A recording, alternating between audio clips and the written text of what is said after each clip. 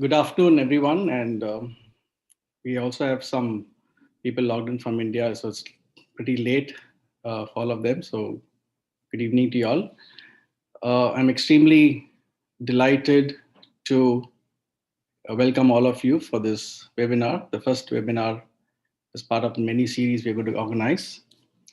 Uh, we started Referurbuddy with one fundamental belief, which is the power of networking, and the power of relationships. So that was the key, to start Referurbuddy. It started as a small executive search firm. Today, it's kind of taking shape to become a portal. Uh, in our everyday interactions, relationships can help people land great jobs and enable a win-win model for employers, professionals, and referrers. And for many people, this year has been a very bad year with the pandemic, and many businesses have been washed out, and many people have lost jobs, and people have struggled to make ends meet.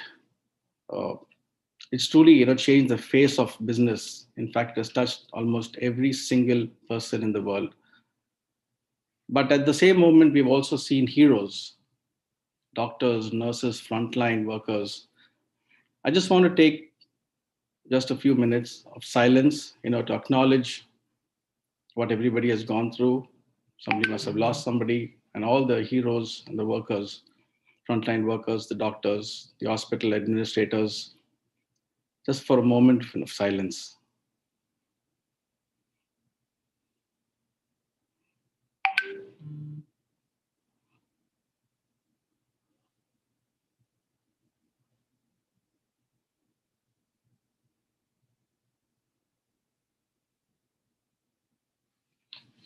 Thank you.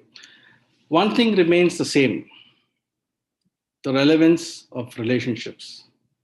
If the COVID context has done anything positive, it is this: enhancing and strengthening relationships, bringing people together, bringing businesses closer, and helping organizations operate in a more tightly knit mode. And how is HR playing its part in this changing business scenario? Today, we have outstanding minds with us to talk about this. We have Vidya, we have Naren, we have Leo, and Som, who would be chairing this. I would like to welcome them and welcome all the participants and the attendees for this webinar, and see what we could explore and what we could kind of take home today. We will now have a short, very brief video presentation about our speakers.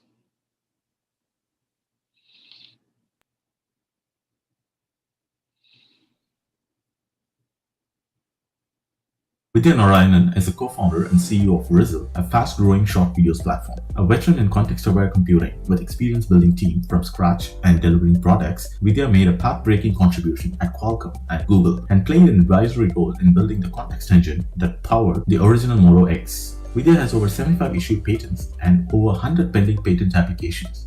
Let's welcome Vidya Narayanan.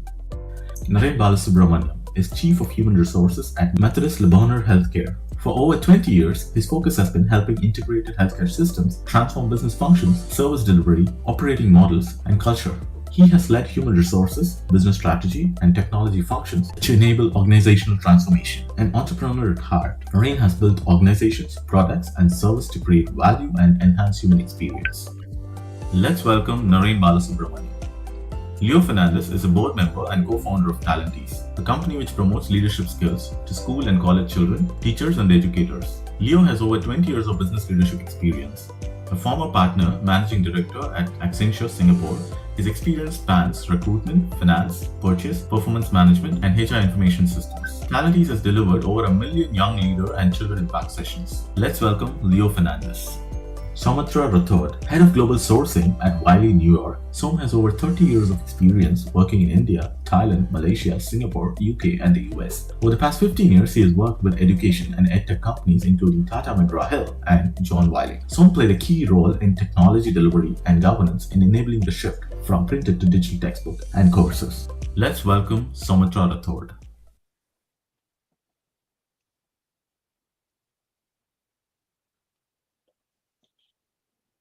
Yeah. Well,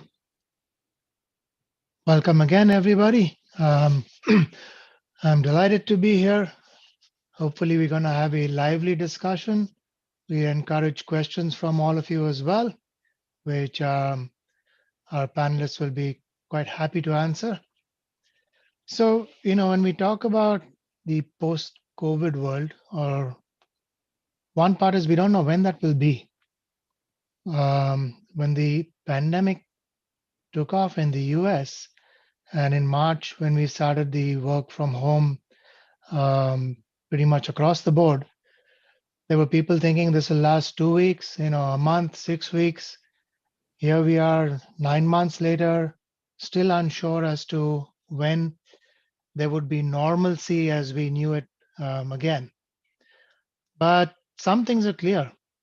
Whether the situation continues in this working environment for a while, or even if it changes, that the way that we interact with people and the way that we work, there's going to be lasting changes.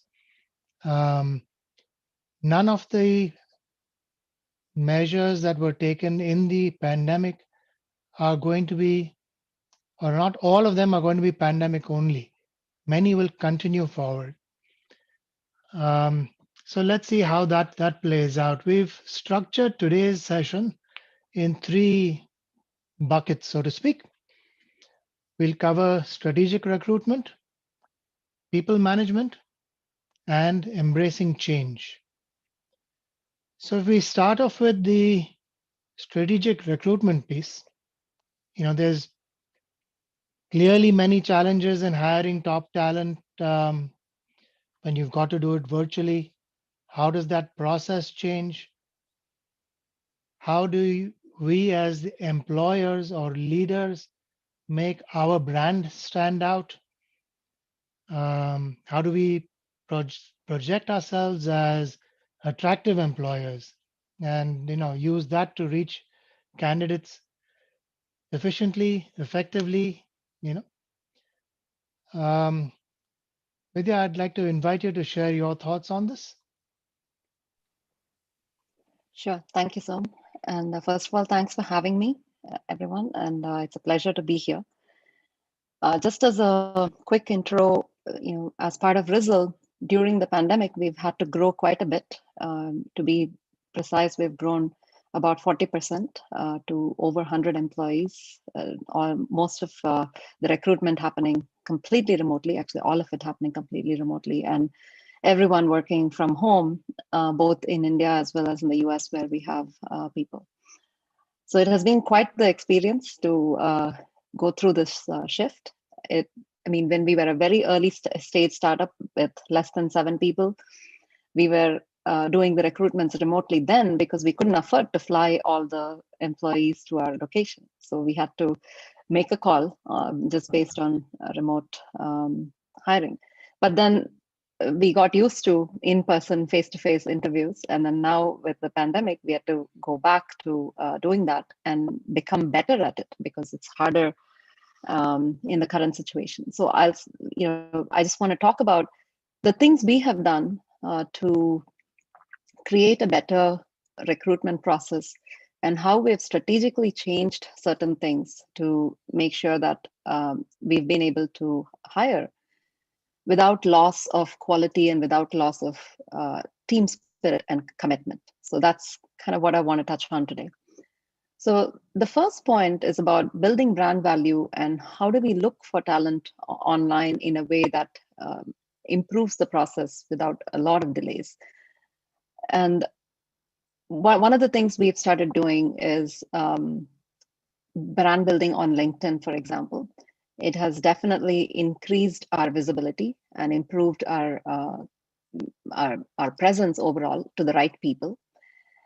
Now, this includes, it may not be intuitive, but actually helps to even connect with competitors on LinkedIn, because you want to be visible to potential people who you want to hire, who may currently be working with your competitors. So in fact, we have actively connected from an HR perspective, and even from an engineering perspective and marketing perspective. We've sought out and connected with our competitors with the um, with the view that when they connect with us and see the type of stuff we're doing, and it has actually worked for us. So we have been able to hire away from other short video platforms that either have been successful in the past or currently have done some things that are very useful in terms of techniques that we could potentially build on, and having that experience is very valuable for us. So this has been one of the very strategic things that we've done in terms of continuing to build brand value by having a very strong online presence, whether it's on social media as well as on LinkedIn. And social media may or may not be other types of social media other than LinkedIn. We tend to think of even LinkedIn as social media these days. But in terms of, let's say, building an Instagram presence or a Twitter presence, this may or may not be useful depending on the type of company you are. For us, being a consumer brand, that was actually equally important. So we've built a reasonable presence on Instagram. We've built our LinkedIn presence. And one of the other things that can potentially help in building a brand is having your core teams write strategic posts that indicate a clear thought leadership, whether it's in engineering or design or marketing or whichever you want to do. That and building a presence that clearly demonstrates that you have a talent working with you. And the reason this is really important is because a talent often wants to work with other a talent. They don't necessarily want to go to a place where people aren't as smart. And so keeping this in mind, when I used to work for Qualcomm, there was a philosophy that A players tend to hire A players, even sometimes people who are smarter than them. They're not afraid to hire people who are smarter than them. Whereas as soon as you hire B players into the organization, they look to hire C players because they are afraid of being challenged. And this is how an organization goes down. So Qualcomm used to have a militant philosophy around hiring A talent only, right? Of course, a company that size, we can have that discussion on did they really succeed in that mission, but that was the mission anyway. And we, as leaders who have previously hired at Qualcomm and Google, definitely took that away into our own DNA, and we've kind of followed that as well, and that has really helped, right? So that is in terms of building that presence and making sure that your online presence is strong and that you're giving the vibe of having a clear thought leadership in what you want to do. And the second point is really about hiring without these face-to-face interviews. The way we assess people definitely needs to change in this world where we are doing the entire process online. And it is especially difficult to assess whether a person is a cultural fit to the team. And this is very, very critical, because it's not enough that somebody is an exceptional coder or somebody is an exceptional marketer. But if they don't fit in within the team, and if you cannot have a team where the sum is greater than the parts, right? So the whole is greater than the sum of the parts. If you cannot build that team, then you haven't built a great team. You have built a collection of maybe individual great players, but that's not enough to build a great team. And so this especially is particularly very, very difficult to assess in an online interview. So this requires out-of-the-box thinking on how you're going to have a portion of these interviews cover team spirit. And I have to admit that this is not 100%, there isn't a great solution for this other than you do your best. And we do have some changes we have incorporated into the way we assess people. For instance, we definitely have an HR interview, even if it is for engineering purposes. And that HR interview often covers how the person views their work-life balance or their thought process and what their communication feels like. And even when as co-founders, myself or my co-founder interview people, it is more to assess a team spirit, because we know that our engineers can assess whether they're a great engineer or not, but we are looking for that team fit, which can go above and beyond and really bring out an A team, not just a collection of A players, right? And so this has been extremely important. And then the last thing, the third point that I wanted to touch on is really about building positive employee experiences and having employee retention, because your current employee retention will determine how easily you're able to hire further smart talent. And it's of course very, very easy to sort of get into the mode of saying that you're constantly looking at how to hire great people. You haven't really thought about whether the current team is happy. Now, of course, keeping the current team is arguably even more critical than the hiring, because if you are constantly in the mode of bringing in new people, you're losing the continuity in the process, the continuity in the product thinking and the evolution, and people who you may have shaped and built an intuition around your product. All of that might, it takes time to build that, and hurrying up the process doesn't achieve your end goal. And also, when people do leave, it's a very, as much as we have lots and lots of people who are ready to talk to us. You guys hear me? Yeah. So, as much as we have lots and lots of people who may be willing to talk to us, it still is the case that when employees leave, it creates a bad impression. It creates a feeling that maybe the company is going down, and maybe that's why a lot of people are leaving. And it's not possible to contain this so-called news of employee retention being poor, because it's out there. People are changing their LinkedIns and letting people know that they've changed jobs. And it's not very difficult to figure out that this is a place with a huge exit going on.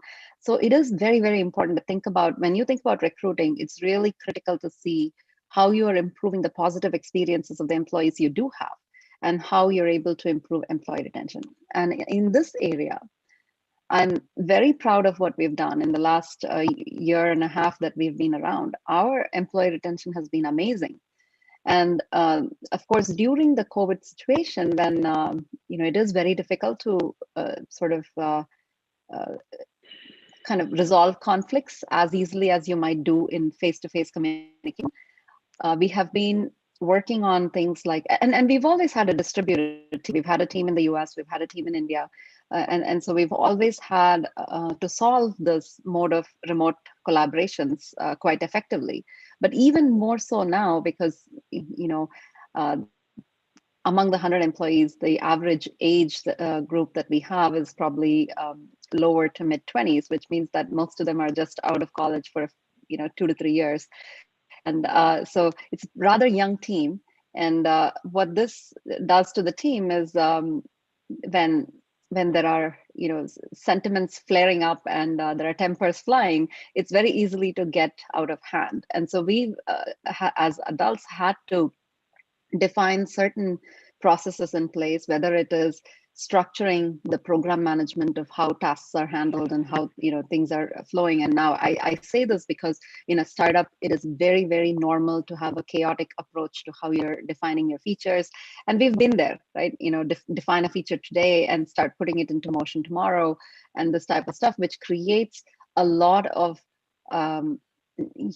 people being concerned about how rapidly things are changing, and whether everybody has a complete point of view on where this is heading overall as a vision and things like that. So to sort of make this more palatable to people and have people enjoy this journey with, what we've started doing is a few things. One is during video calls, we actually ask that people turn on their cameras for at least a short duration. Oftentimes it's a very inconvenient thing to do because it's late night for somebody, whether it's in the US or in India. It's and I try to lead by example. Even if I'm getting on a call at 2 a.m., I have my camera on. It's not the most convenient thing to do, but I definitely like to lead by example here and make sure that, because that body language and facial expressions definitely lead to a calmer discussion. Everyone trying to understand that, people are approaching this with a good faith and not really take your words in bad faith. And it's really important. That's one thing. And then, of course, we use Slack for our internal communication, and we have a channel called Resultopia, where every Friday night, we are exchanging memes, and the company, pretty much like everyone is on there, trying to come up with a weekend contest where they can participate in a low-key effort, like mostly for fun types of things. And we sometimes run actually video challenges where people can create videos and share and things like that. Sometimes it's just create your own memes and let's see, who's able to accurately describe other people, things like that, in a very, very positive light. And this has helped build a camaraderie within the team that is, really commendable. And now these kinds of efforts are championed by our team members themselves, and we don't necessarily take it from a top-down approach as much as people are championing their efforts to build a social camaraderie within the team. And that has been extremely important, and people feel that they belong to this team. They feel that they're doing something that's meaningful, that they understand the vision. And as leaders, we've always been very transparent. We've been the type who share our situation, whether it's fundraising and how much runway do we have left in the company, or whether it's about where we are headed and what our vision is and why we're working on something.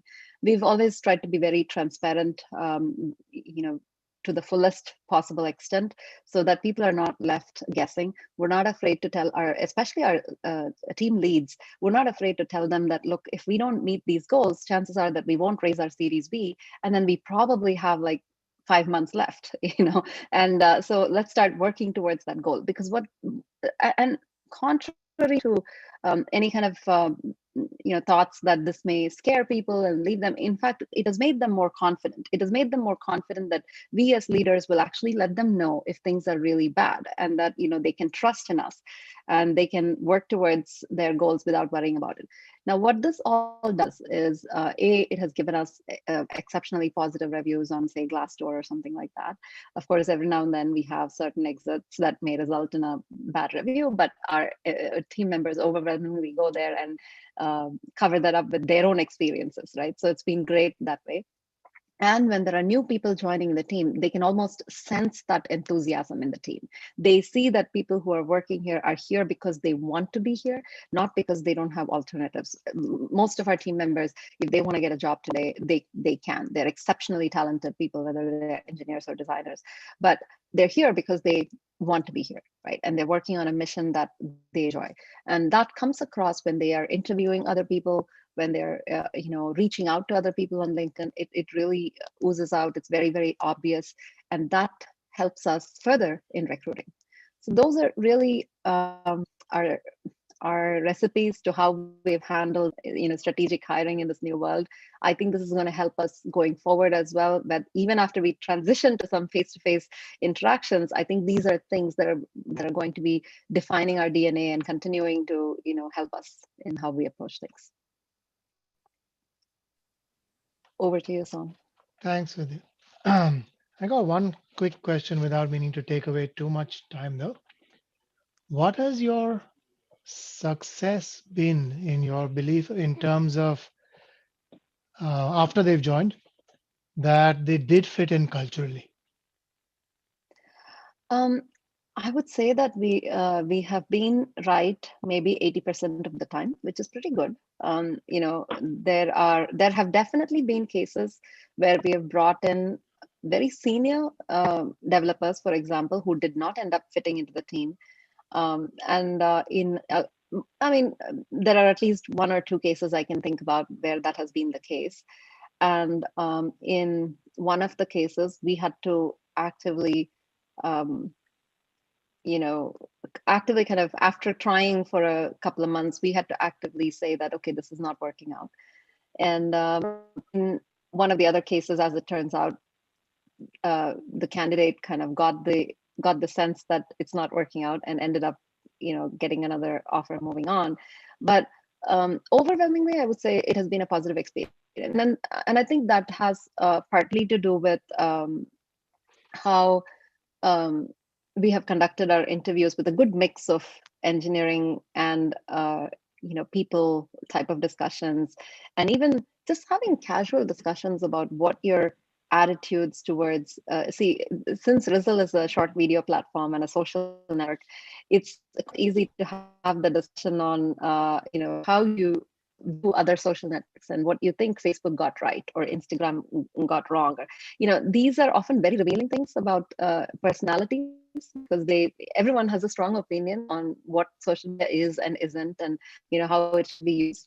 So in a way, we have a little bit of a cheat there, because it is very much related to what we're working on, and it reveals the personality of who they are, and so we're able to have a discussion without that coming off as a violation of privacy or something. We're definitely not looking for their personal side of what they're doing on these social media, as much as their opinions on how they view these networks, which ends up revealing a lot about their personalities.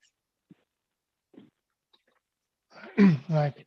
I think one of the things that might help really is employee referrals, because if you've got employees that have worked with others in the past, then they already know if that person will or will not be a fit in this environment. I think that might be a good segue into learning a little more about Refer Your Buddy, the firm that has put this together.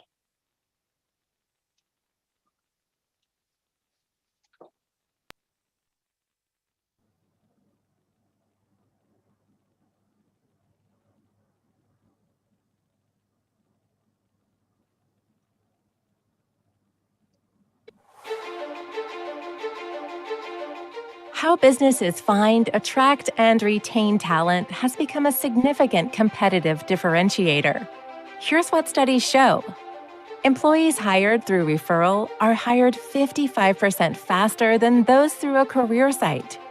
Nearly 90% of employers cite referrals as their first choice for good candidates. Employees hired through referrals produce 25% more profit for their organizations. That's why we are passionate about ushering in a new talent revolution, a model that is a win-win for organizations and the vast talent in the market. Refer Your Buddy is a boutique by invitation-only talent referral platform for companies willing to step up to the radical social trends impacting business. Refer Your Buddy offers companies the opportunity to step outside the box, to leverage sources beyond the traditional, to go beyond internal referrals, job boards, or their own sourcing teams, and leverage the power of larger industry networks to bring in fresh thinking and new talent. It is a powerful and disruptive channel for talent to refer talent from their own function and industry vertical, and create their own revenue stream with every successful hire. How does Refer Your Buddy help you if you're a business? It cuts to the chase. It cuts through the clutter. It helps ensure credible profiles, faster closures, a simpler process, and a much more human approach to hiring. Sign up and post your requirements. Our pool of referrers will help you fill those positions rapidly. Track everything on your personalized dashboard as you leverage the power of the network and let talent get talent. Hiring has never been simpler. Sign up now and be a part of the talent revolution. Come join the new.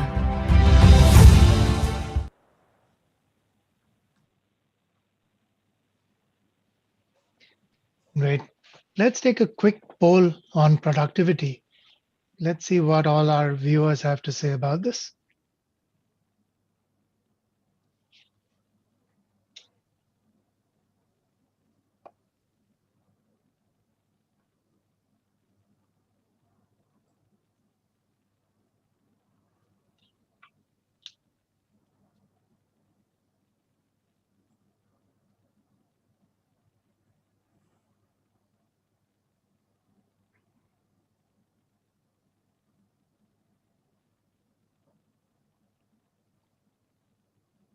All right, if everyone can click on what their view is on staff productivity, there are 4 options we've got.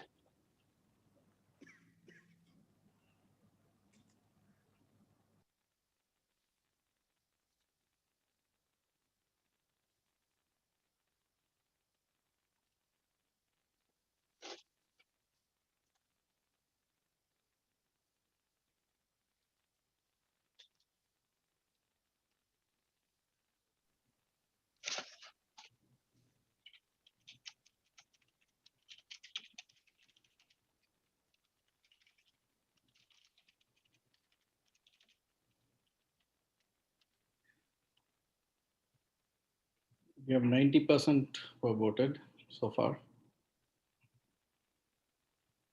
Just going to give a few more seconds and end it. Okay, shall I end the poll? Sure. I'm going to share the results now.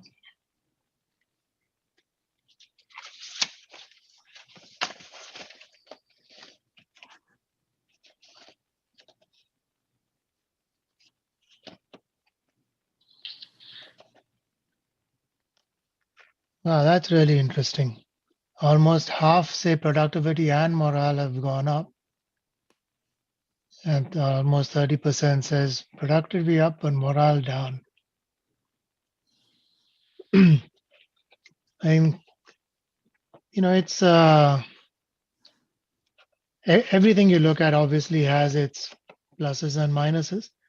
Some stuff like, the absence of a commute is a big benefit to many, especially if you're in a metro and it was an hour and a half each way. You suddenly got 2 to 3 hours back. But then there are things like disconnectedness, loneliness, occasionally stress from working from home because the expectation also is that you're available all the time. In some cases, the expectation is that you're available from the time that you would have begun the commute. So really, the time that you thought you got back, you don't always get back. We've also, in speaking with others, especially just like with Rizal, when you have a significantly younger working environment or age group of employees, they miss the after hour happy hours. They miss the having lunch in the break room together, the informal, unstructured chats in the coffee break area.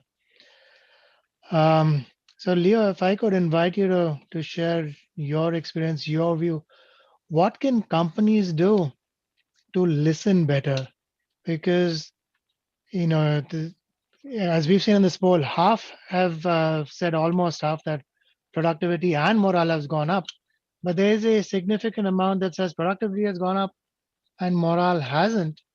And even at 28%, and let's say that applies across the board, you don't want 28% of your guys with a morale that's suffering. What can we do as HR people? Thank you, Som. Thank you so much for that introduction, and thanks to Vidya. That was a very insightful series of I think both wisdom gained, particularly during COVID. So thank you for that. Prem, could you? Yeah, thank you. I'll just share screen. I just put a few slides together to kind of give the sharing a little flow. So give me a second. Yeah. So I think I'll maybe begin by quickly highlighting the dilemma that I think all of us can connect with. This is really one of my favorite pictures about dilemmas and difficult choices. And I think here with this man interested in taking the right picture, his child has landed up in a difficult place. And I think, when we're reflecting on this topic of productivity versus work-life balance, you could look at this same picture and look at it from different angles and perspectives. So you have the employee who may look at it and say that, look, I'm spending all my time focused on work, that I'm not giving attention to my family, to my health, So that could be the employee's perspective. The employer could think that you're spending all your time on work-life balance, and therefore the productivity is suffering, and I'm in a bad place. So the employer could end up thinking that I'm the child in this. And then, of course, you have a third scenario where both employee and employer are so focused on the debate between productivity and work-life balance that the customer feels that I'm in the difficult place. And I think those are three different perspectives that came through very clearly during COVID. Very quickly, our own journey, I think, as the introduction shared, at Talentees, we work with children and young adults on leadership skills, values. Effectively, our goal is if we can, do the prepare job right in school today, then you don't need the repair job at the workplace. So that's the philosophy of Talentees, and that's the reason why we exist. And before the lockdown happened here in India, we had a thriving direct-to-classroom business. So all our sessions happen in classrooms, in schools, in colleges, where our facilitators, and we were a team of about 60 people, about 30 full-time and about 30 on-tap team, and all of them very involved and committed in delivering these sessions across both cities as well as smaller cities, towns, rural areas. So it was quite meaningful and quite engaging. And then suddenly the lockdown happened. And I think a series of things took place. I mean, overnight, our entire offline business came to zero because every single school and college had shut. So we really didn't have a productivity problem because we had a problem of plenty. We had the people, but the work had shut down overnight, and we had gone from morning till evening sessions to no sessions. And instantly revenue was a challenge, cash flow was a challenge. We had to institute salary cuts. But I think as a leadership team, we also asked ourselves, how do we pivot in this situation? Because this is not something that's going to, as Som was pointing out, it's not something that's going to be 2 weeks or 3 weeks. It certainly looked likely to be there for the longer run. And therefore, we did a quick, look at, let's stop defining ourselves by what we do and let's look at what we have.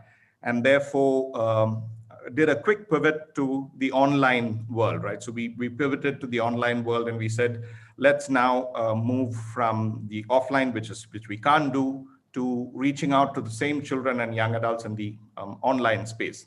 And therefore, suddenly the work ballooned again but it was a different kind of work. So we were asking a whole team of people who were used to delivering sessions in a face-to-face format to adapt and work in the online format.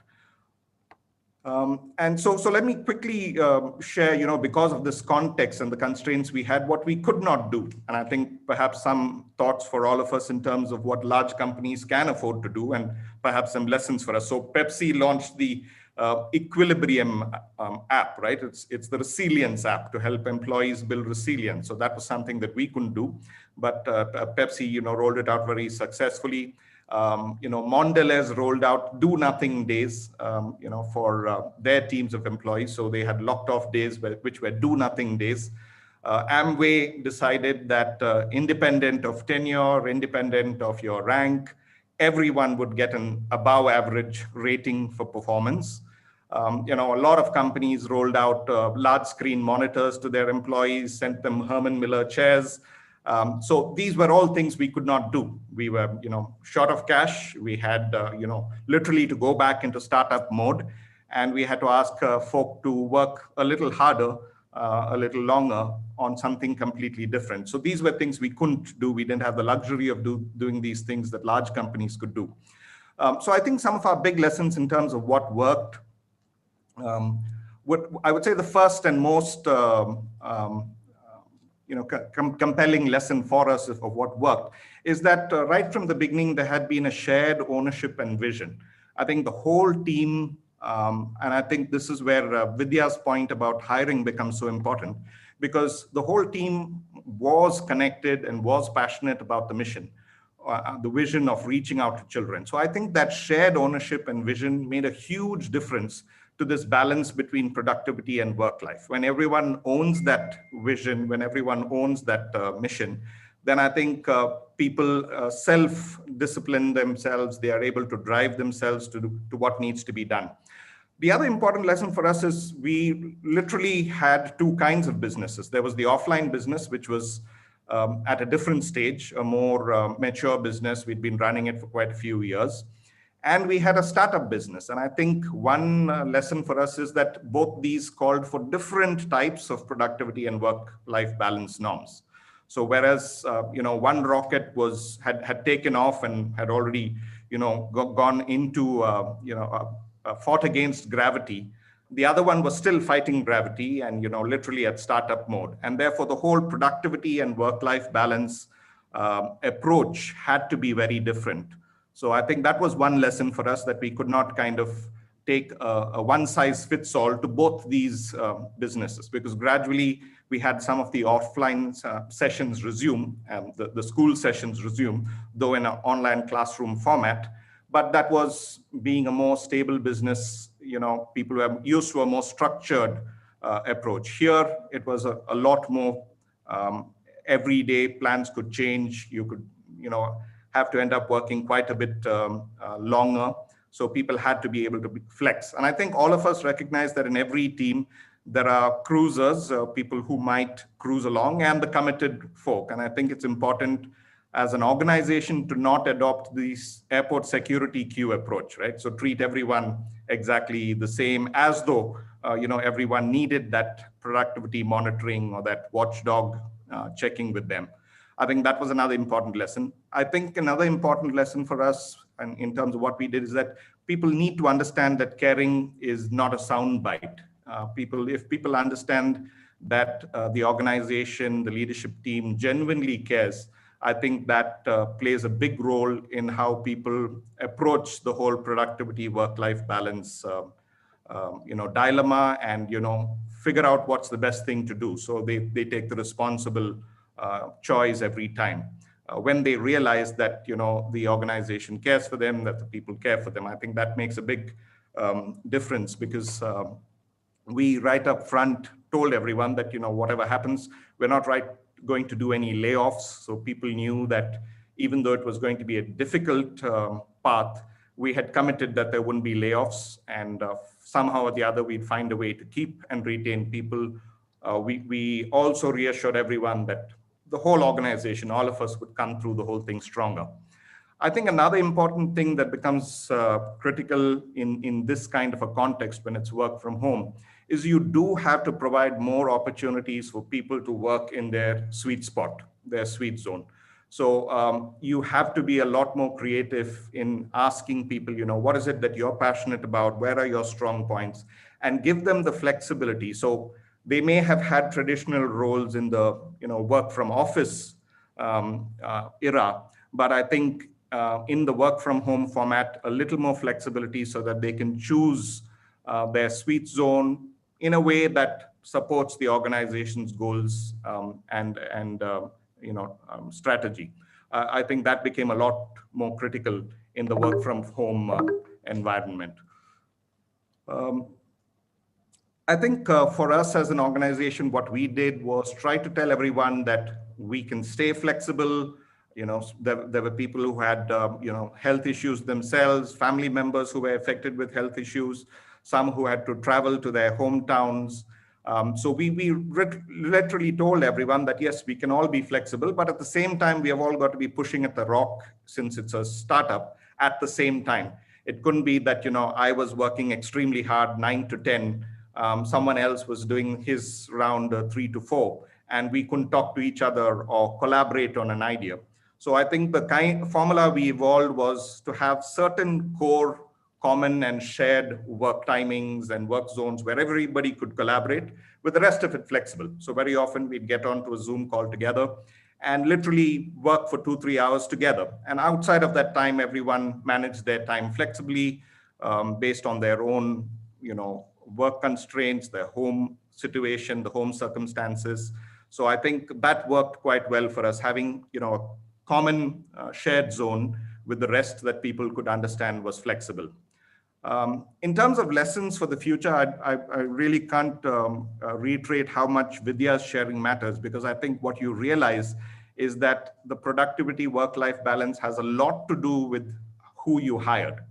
If you've hired right, then it's a lot less likely that there's going to be that tension of productivity and work-life balance. If you've hired A players, as Vidya put it, there's a much better chance that people will drive themselves rather than have the organization create rules and formulae for them. I think Netflix, you share in their culture document that example where companies, as they get bigger, reduce employee freedom. But they took the path of increasing employee freedom as they got bigger, because they realized that if you get good A people in, then you end up with employees taking the right decision, both when they have to deliver results for the organization, as well as when they have to take some time off and do justice to the family. Of course, when you do this, you can't, as they say, buy a dog and do all the barking.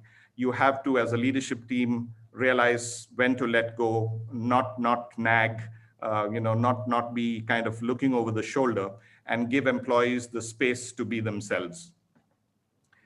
In terms of a few lessons for the future, I think learnability becomes a lot more important than learning. So I think for us, realizing that we need employees who can quickly adapt, quickly change to whatever a VUCA kind of situation needs is critical. So I think that is something that we will keep in mind for the future. I remember in my Accenture days and in other organizations in the outsourcing industry, we used to often have a disaster recovery drill where we would practice a disaster recovery situation. And I think COVID has taught us that we should keep a VUCA event, even in normal times, and really get ready for that, to practice a VUCA event. So keep a healthy element of volatility, uncertainty, complexity, ambiguity, and really practice that even in normal times. I think it pays to be able to do that so that the organization isn't jolted when an event like this comes along. It also, I think, helps to build bonds with families, particularly when a child is seeing dad working so hard, mom working so hard. I think it does help to build bonds with families so that families understand the why of their parents' work and are able to give them the support they need.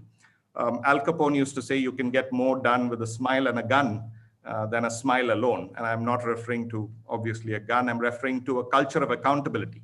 I think it does help to have a culture of accountability. And very often technology can help there. So Vidya spoke about Slack.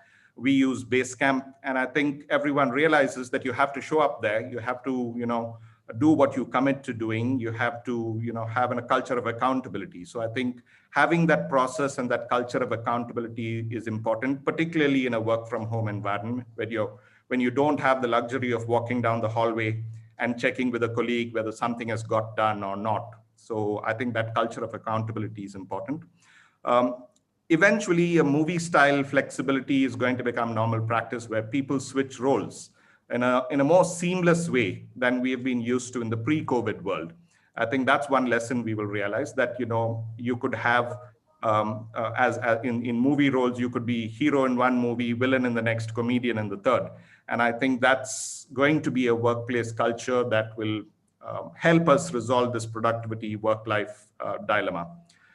The other is to earn trust, give trust, and get trust. So in some ways, I think the leadership team has to be able to earn that trust and be able to trust the team. Then I think that the team is more feels more committed to be able to give that trust in the way they work, in the way they support the organization. It also helps, I think, for the leadership team to not take an air of invincibility, but to show that they are vulnerable to the same challenges of productivity and work-life balance. I think that helps with the team. And personally, for us, one of our biggest advantages was we have a greater than 75% women team. And I think, as I often say, women are PhDs in dealing in a VUCA world. And at Talentees, we had that wonderful example of women team members who almost seamlessly showed a role model of how to balance this. I think as men, we do it a lot more stickily or a lot more self-consciously, whereas I think our women colleagues manage this tension between productivity and work-life balance in a lot more seamless way. So I think that was one big advantage for us. They set the example for us, and many of us, male team members learned from their example. So I think I'll just close soon by saying that we ultimately have to be able to do both. Again, one of my favorite pictures from India is in India, we are able to cool 2 rooms with 1 air conditioner and a pair of trousers. And I think that's the challenge for organizations across the world, to realize that the productivity work-life balance is a dilemma where it isn't a question of or, it is a question of and. We should commit to doing both. We should commit to employees ensuring that they have a very healthy work-life balance, while at the same time realizing that productivity can happen, results can get delivered. In fact, they almost complement each other. So I'll close with that, and hopefully that experience, our own journey, will be of use to attendees. Thank you so much, Som.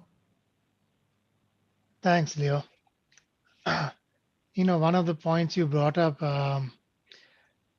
you can't have someone who say, I work from 9 to 10 and therefore those are my hours now. And, how do you overlap some working hours?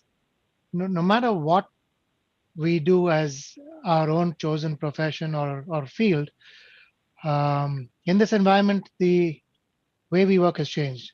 If you're a sales guy, your customers are now no longer sitting down in front of the table with you, where you can start discussing whatever it is what deal you're trying to close. If you're a technology guy, your internal customers usually were all in one room or in one building. Now they're all over. I think, however, the role that's changed the most is the glue in all of this, which is HR. Because while the sales guy goes ahead and does his thing, and the technology guy goes ahead and does his or her thing, the stress, that manifestation is borne by the HR group. So let's have a quick poll now on the role of HR. Let's see what our viewers think of what HR's role is.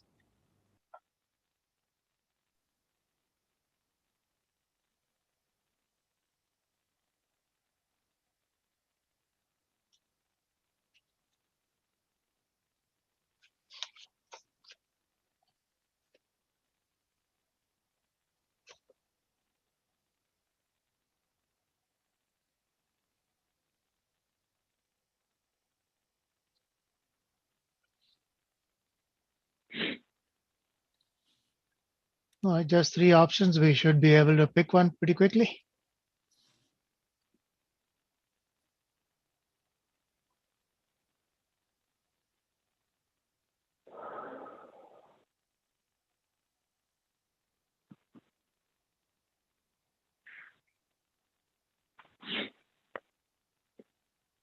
Okay, I'm going to end it. Sure.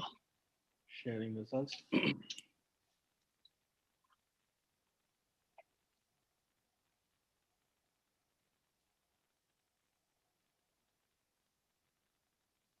Great, thanks, Savik.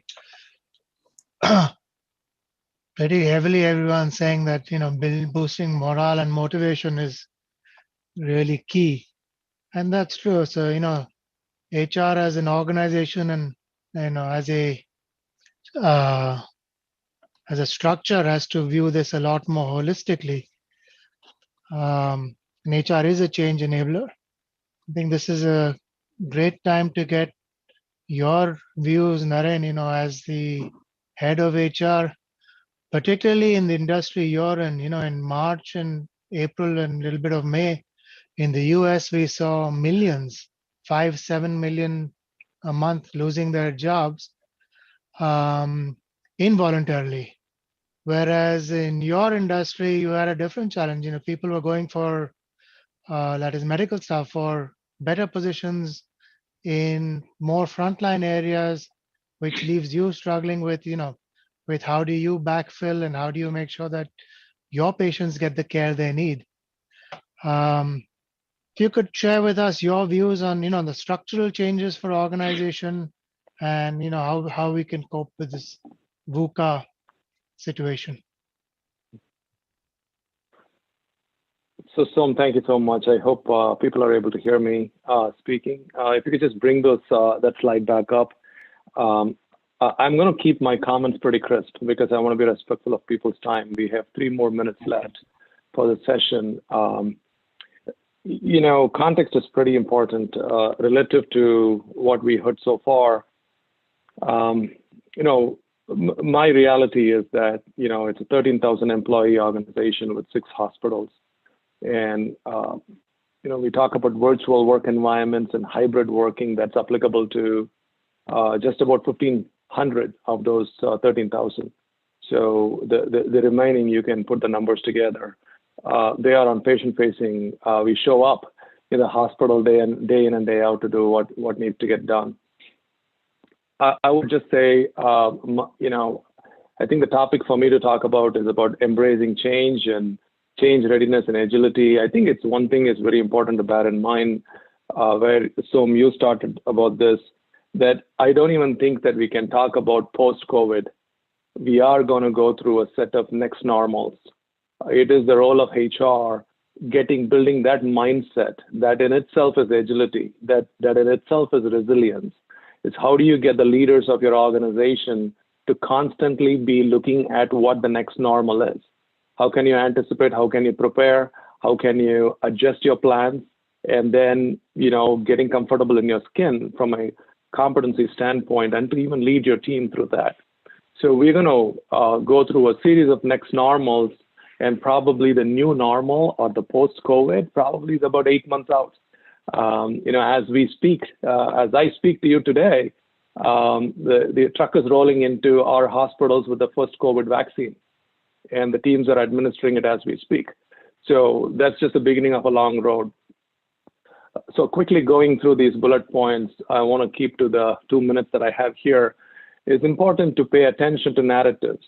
We did not shy away in the midst of this COVID from administering our employee satisfaction or employee engagement survey. We did it for 13,000 employees, and we have about 85% who participated in it.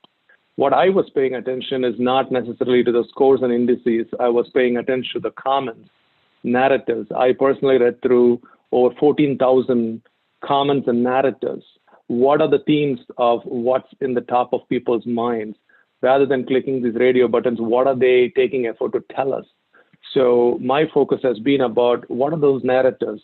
Narratives can be enabling narratives. What they really love about the organization. What is your employee value proposition for the organization? And then what are those drowning narratives? What are people really suffering from? Clearly from, where I come from, personal safety is of a great concern. For everybody. So it's really HR's role is about paying attention to the narrative. But what is more important is that how do you consciously define whatever is the new narrative for the organization, which clearly defines what is the value proposition that you're selling for employees to join in your organization, and how do you make it a reality? And it is a command and control type of a role where you have to consciously build the narrative and you need to manage it. So that's certainly one. And I think the second point is about managing outcomes. Leaders are probably, it's again a capability part for leaders is people are used to managing to activities, right? They know if you're sitting before a computer within your cubicle, bobbing your head, switching between your browser, you look like you're working, right? When you're not in the same personal space, how do you then build them the capability to psychologically shift their mindset and their skill set to define what is a quantity of work? What is the unit of work that you're going to hold your people accountable to? And how do you measure and manage to the outcomes, regardless of whether the person is there before you, sitting before a screen or a browser, or in the house sitting in their balcony? It's really about getting to know the work and how the work gets done and shifting your mindset, shifting your skill set towards that.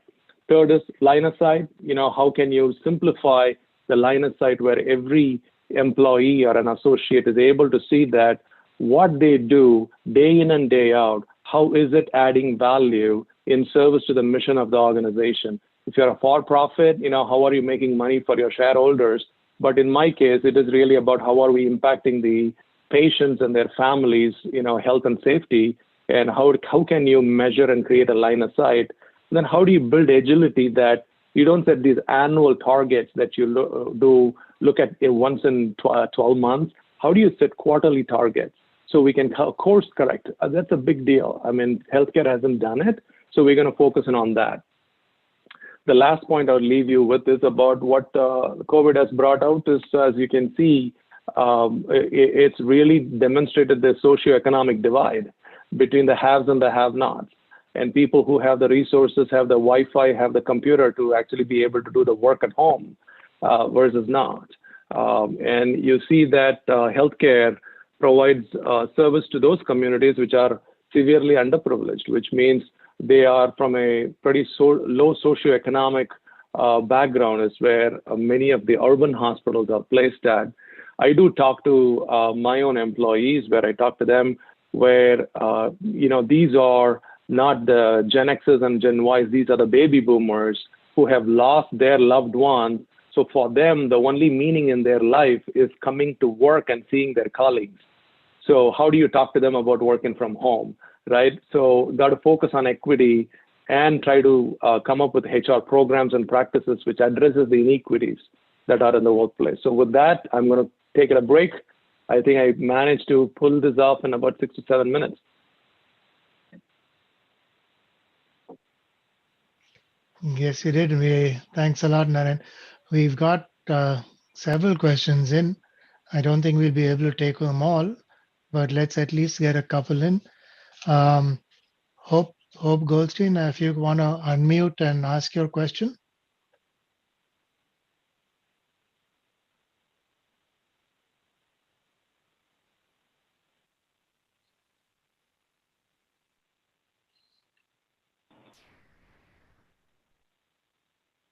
Hi, sorry, can you hear me now? Yes. Oh, wonderful. Sorry for the delay.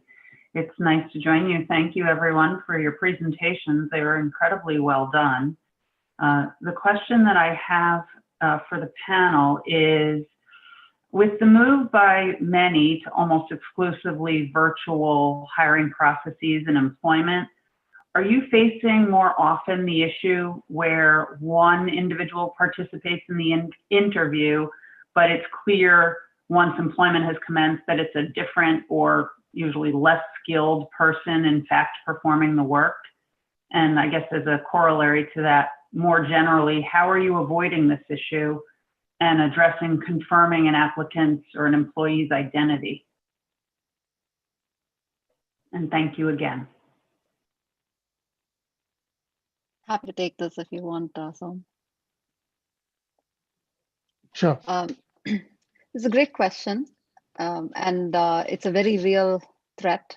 However, what we tend to do is that especially in engineering and computer science positions, we tend to have engineering interviews that go through the online interviewing, live interviewing thing, where we do discuss sufficient topics in, let's say, data structures and algorithms that gives a sense of how the fundamental grasp of this candidate is in these areas. And when we do give them a programming assignment, we typically have a short turnaround time, and which we value a lot. Our engineers have a fairly good understanding of how long a task should take.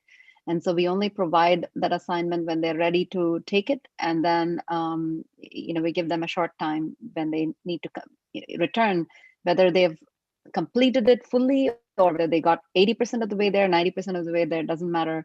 We ask them that they return it by a certain time. And then we usually have a follow-up discussion where one of our engineers would get on a call with them, a video call with them, and ask them to explain what they've done and probe them about their thought process there. So it's kind of a three-step process. First, really probing on the fundamentals to see how well they understand things, and then going on to limiting the time that they would have for a take-home programming assignment, and then getting back on a call to see how well they understood what they've actually sent us. And usually this results in a pretty good understanding of whether they know what they're talking about. Sounds like a very thorough process. Thank you for sharing. Thanks, Hope. I think we can perhaps take one last question. Wilson, if you want to unmute and ask it, and also let us know who you're directing it at.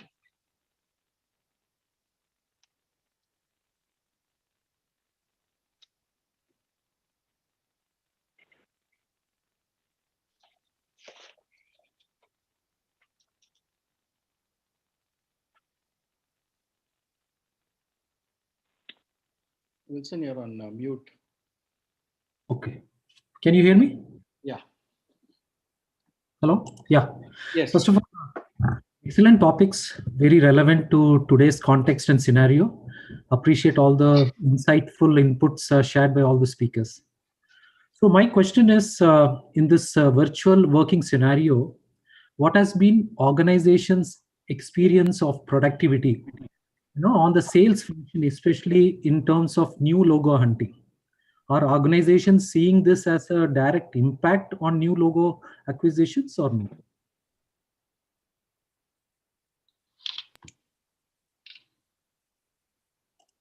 So I can take that if you want me to. Absolutely, thanks. In terms of the productivity, I think, Wilson, definitely, I think it would be fair to say that sales folk did take a hit on that, because just given the different circumstances. But I also think it varied industry to industry. And even within industries, I think it varied salesperson to salesperson. I think some salespeople took COVID as a time of, everything's shut. There's literally nothing I can do. Whereas I think the smart salespeople felt that this was the best time to be in front of the customer in a different format, albeit in a different format. So I think it did make a difference in certain industries. But overall, I think it all boiled down to the attitude of the salesperson, who really looked at it as an opportunity to still be visible, to still engage, to still look at, his warm prospects, and not treat it as a time that, I really have got to shut shop and wait for this whole thing to blow over.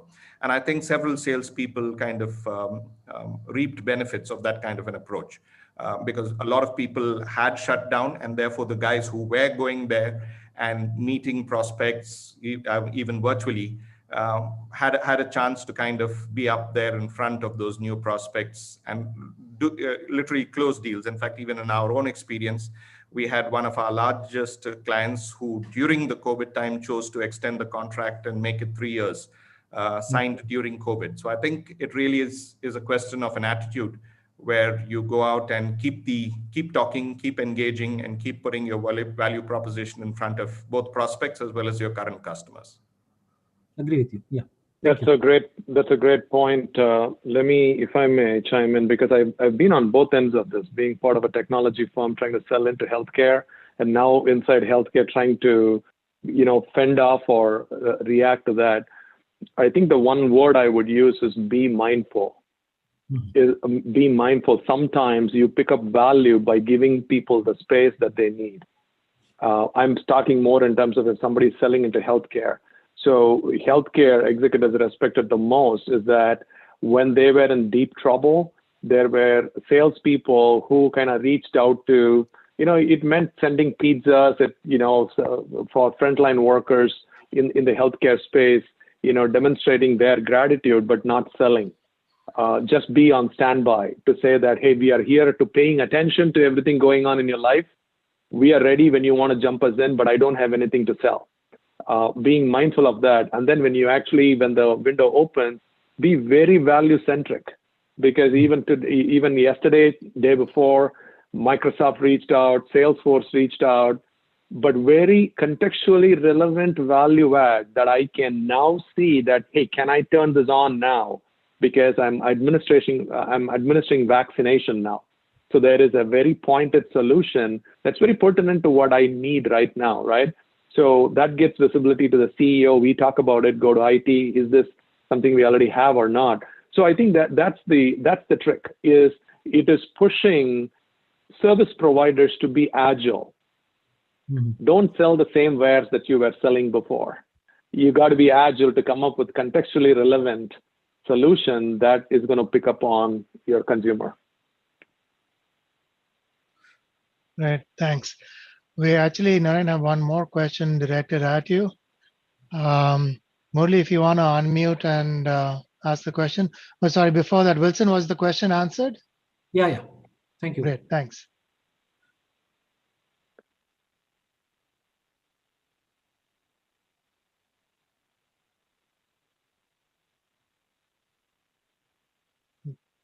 Go ahead, Murli. Murli dropped off.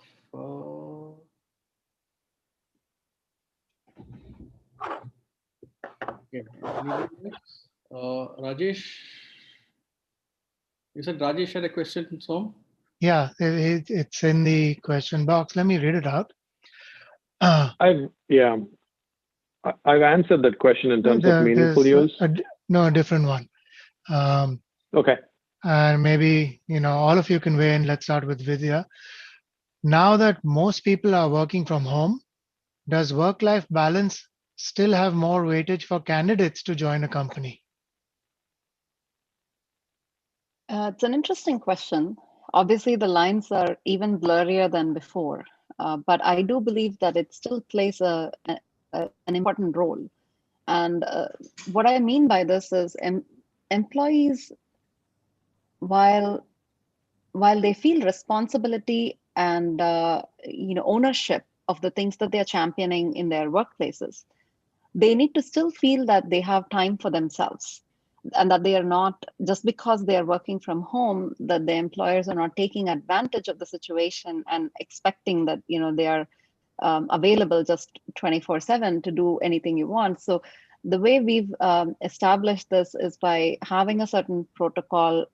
We have a Slack channel that is dedicated to just leaves, notifications, or being away. And our team has gotten very good at just saying, I'm away from keyboard for 2 hours, or that I'm away for lunch right now. And if because people tend to all take their lunches at different times, so this gives them a sense that I'm in control of my time, and that I actually do have some time for myself, no matter what it is that I want to do. In fact, we see that increasing the productivity more so than getting in the way of it. So I would say it's still reasonably important.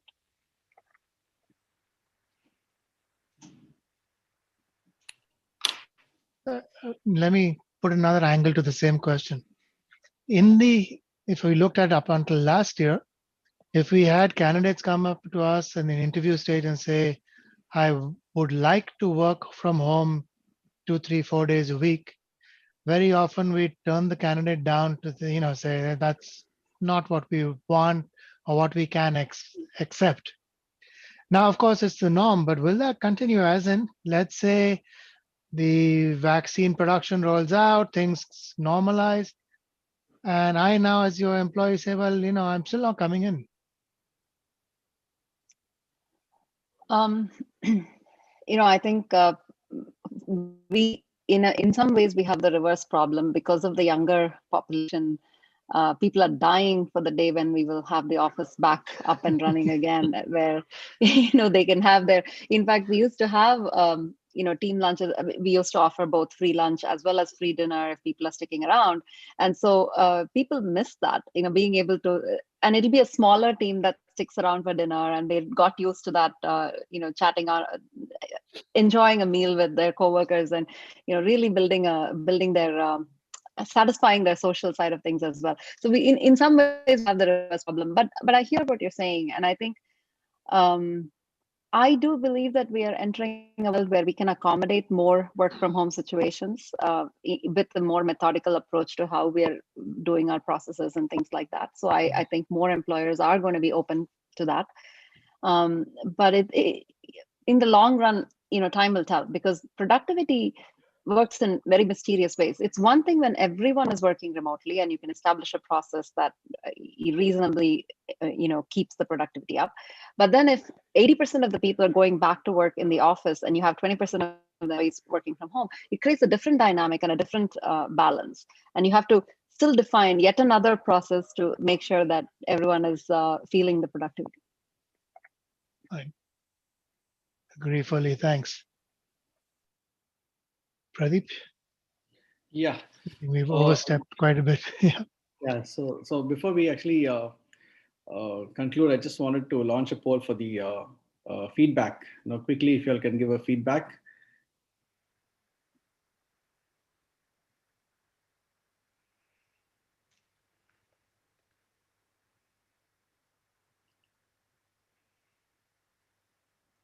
Can you all, yeah.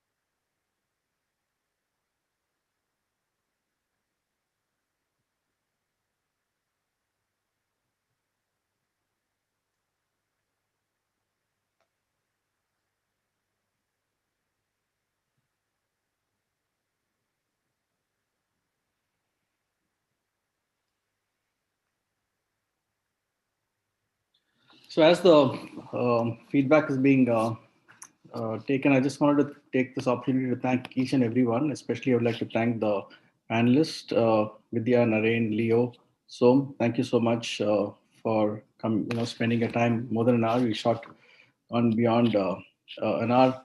Thank you so much. And just like to, as closing remarks, what was going on in my mind as I was listening is that this favorite TV series which I watch, Madam Secretary.